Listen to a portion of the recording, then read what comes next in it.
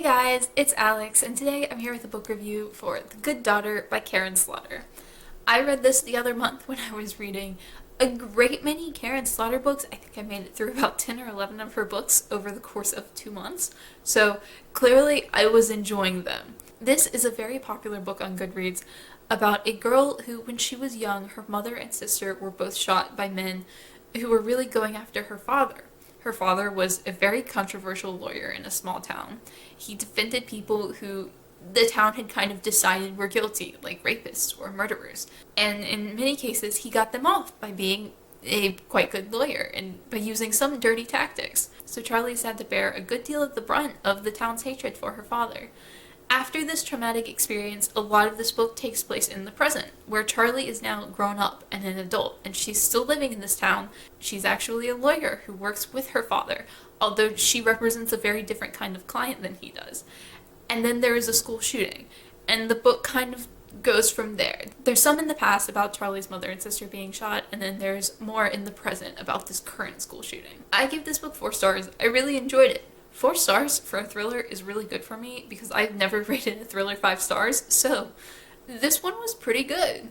I don't think it's my favorite Karin Slaughter book. I do prefer her cop thrillers, but it was quite wonderful, and I do think it really lived up to the booktube hype. I will admit that I called the main plot twist, or there are a number of plot twists throughout this book, but I called one of the biggest plot twists that is revealed in the end in the first chapter. Which was a little bit irritating. I don't mind guessing the ends of books. I don't mind when I figure out the plot twist early. But when I call it as early as I did in this book, I do find it a little bit disappointing, and it's just like a little bit irritating. I'm actually planning to do a full video at some point on how I guess the ends of thrillers and like specifically using this book as an example.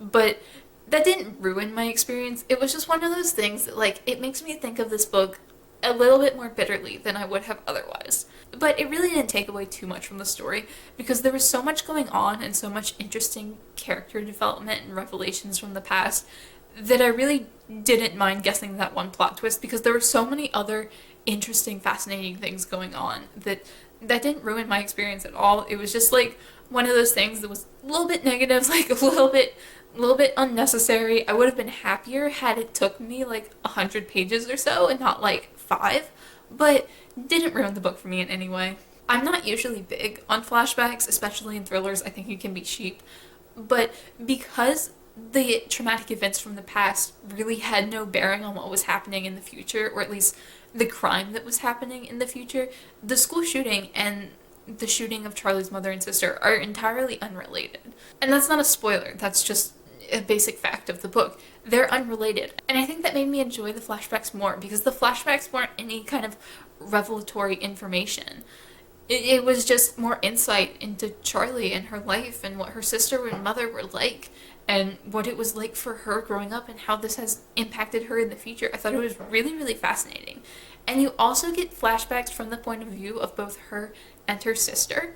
And I thought that was really well done. I think the first one might actually be from her sister's point of view.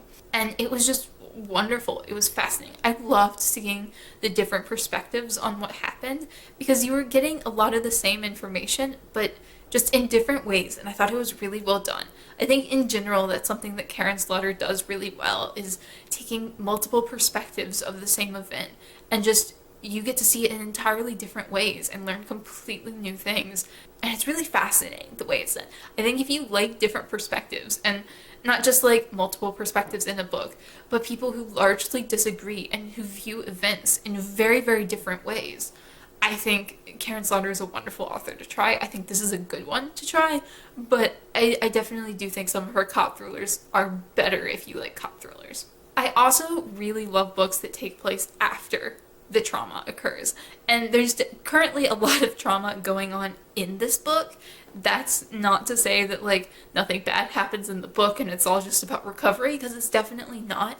But a lot of the traumatic events that come from their personal lives have happened in the past, and there is a lot of recovery going on in this book.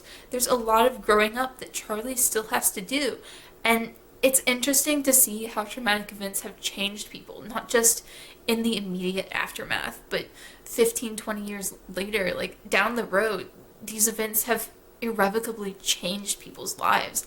And it's really, really fascinating to see the fallout from those events, like decades later. So if you're someone who is interested in things like that, like I am, I would definitely recommend this book. I think it was solid. I thought the characters were fascinating. I loved seeing the lawyers. I love law in books. I think it's fascinating. I wish there had been a little bit more law, just because like I personally find the law really interesting to read about, and just like all the legal nuances and everything. I like that. And there wasn't tons of it in this book, but there was enough that it was kind of like an ooh added benefit. Made me really happy. But just in general, I think this was a solid thriller. I don't have too much to say. It's hard to review a Karin Slaughter book when I've already reviewed like 10 of them and this is the 11th, and it's like it's really well written. It's really well done. It's a little graphic. There is sexual assault in this book. There is murder and shooting, and it's all like a little graphic. I don't think it's incredibly horribly graphic, but I would say it's kind of middle of the road for a thriller if you're kind of someone who's interested in knowing that. I do think Karin Slaughter can get very graphic in some of her books, but I don't think this was one of the worst ones if you're interested in trying this. But it's still a thriller. There's still a lot of bad things that happen. There's still a lot of traumatic events and people who are like bad people doing bad things. I liked it. I thought it was good. I thought it was solid. I don't have too much to say, so I'll just leave it at that. If you haven't read this yet, I do recommend it if it sounds interesting to you, if it sounds like the kind of thriller you would enjoy, because I think Karin Slaughter is a really good storyteller.